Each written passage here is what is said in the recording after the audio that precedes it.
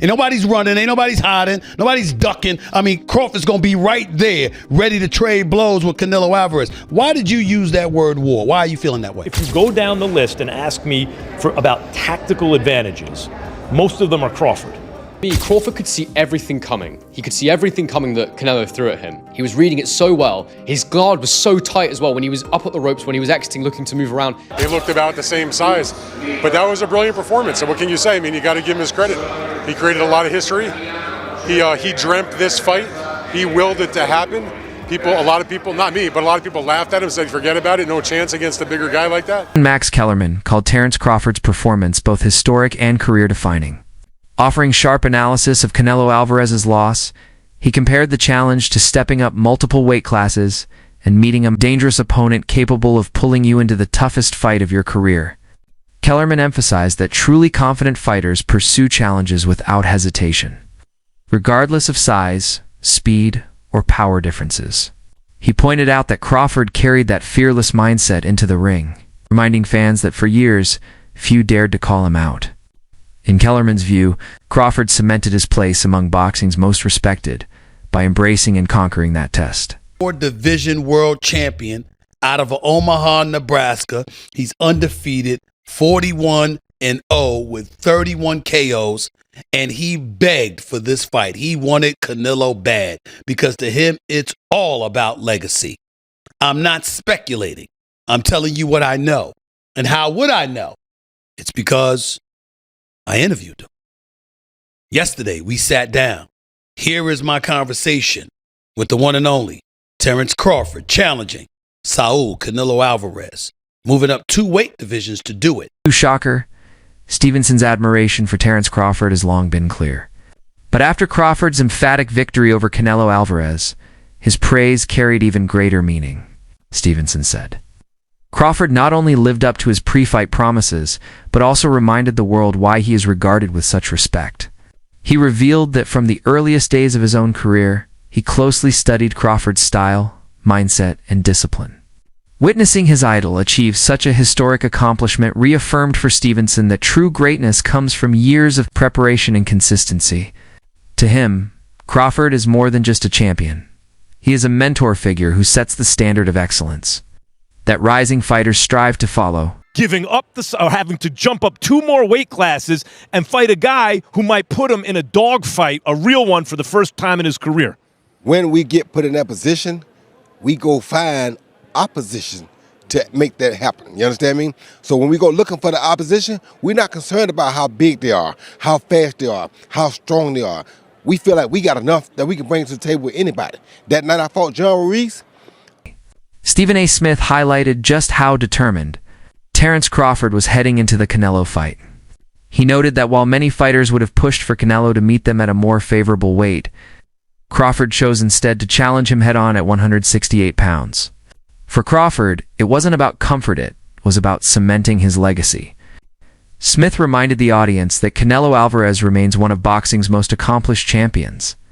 With titles spanning multiple divisions, Crawford's decision to pursue Canelo's crown in his own division without hesitation underscored his relentless drive to achieve greatness on the toughest stage possible. I didn't care who was over there. Whoever they brought at that locker room was going to get it. You understand me? That's just what it was. And I think Bud kind of has that feeling. Now, Bud, you got to remember, has been around for a long time. Nobody called him out. You understand me? All the time Floyd came at the boxing floor, never said, I want Bud Crawford. No one ever said his name. Hey, all I know is one thing. Israel Mazrimov, he didn't get it. He barely lost. Yeah, but I'm just saying, but nobody called his name. Aid Olad. Depot underscored the remarkable shift in public perception surrounding Terence Crawford. Leading up to the fight, critics labeled him too small, too old, and incapable of matching a powerhouse like Canelo Alvarez at a higher weight. Yet after the bout, many of those same skeptics were quick to applaud him for silencing their doubts. Aid stressed that Crawford earned every bit of that praise as his victory came the hard way. Climbing from smaller divisions to face a dominant champion like Canelo was no shortcut, it was a massive risk. By defeating Canelo decisively, Crawford proved that his greatness isn't defined by size or age, but by unmatched skill and relentless determination. 31-0, Molly, with 31 knockouts. He's taken on all comers. I asked him, you're moving up in weight. Why would you not try to get Canelo to come down from 168 to 160 to meet you halfway, since his last fight was at Crawford's last fight was at 154? Crawford said, I want what he has. I want to go take it. I don't want to make, I don't want him making concessions and alterations. I'm coming to take what he has. And you look at him, and no one believes that he can't pull it off. He can box, he can punch, he's smart, he's elite, and he wants Canelo. He begged Canelo for this fight. The Wade concept analyst shut down the idea that Canelo's loss could be brushed off as the decline of a fading champion. He reminded viewers that Crawford is actually older than Canelo, eliminating age as an excuse. On top of that, Alvarez entered the fight with clear advantages: greater size, more power, and full comfort in the division. Yet none of it was enough. WDE emphasized that this wasn't about Canelo slipping, but about Crawford rising to an entirely new level by cutting through the excuses. He made it clear that Crawford's victory was authentic, decisive, and truly historic. Crawford did it again a few hours ago against Canelo. And what makes it even special, or more special, for Crawford is that he did it jumping up, as we know, a couple of weight classes. He did it against one of an all-time or another fellow all-time great, and he did it against someone who was undisputed and still a pound-for-pound top 10 guy.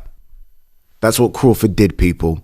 So, all those things people were saying in the lead up to this fight, Canelo's going to be too strong, Canelo's too experienced, Crawford's going to be 38, all that. You have to remember all of that when you give Crawford his flowers.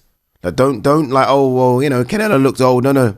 I don't want to hear any of that. I've started to see a few people on Twitter start to kind of sort of find excuses already. No. Remember everything you said, because Crawford deserves all of that. All of that. Crawford was incredible. Honestly, in the pocket, he was at times showing Canelo, no, I'm stronger than you. I'm going to bully you. Oh, you think you're going to get me in the clinch because you're Mr. 168? No, look at the size of me. I'm jacked as well. I'm swole. And he was moving Canelo around. So by doing that, he got his respect. He didn't switch to orthodox once, stayed in the southpaw stance because he realized early, oh, Canelo don't like this. Canelo does not like this southpaw stance. Canelo's tripping over himself. I'm going to stay here. I'm not going to switch it. No, I like this work. I'm going to stay here. On the ropes, it's like, okay, come in. Because when you come in, I've got that as well. And I can hurt you as well. Spinning off the ropes. His jab was fantastic. They put up the jab numbers. He was out jabbing Canelo like, it was almost like 10-1. Maybe even 20-1. It was fantastic. And when he needed to land those power shots, he was landing those power shots. It was an incredible performance. Former world champion Carl Froch broke down Crawford's tactical adjustment in the middle rounds. Froch explained that after the 6th and 7th rounds, Crawford recognized the need to step forward and take command of the fight. His jab became the key weapon, disrupting Canelo's rhythm and pushing him onto the back foot. Froch credited Crawford's ring IQ, noting how perfectly he timed the shift in strategy. Instead of letting the contest slip into a stalemate, Crawford seized the moment and imposed himself with greater authority.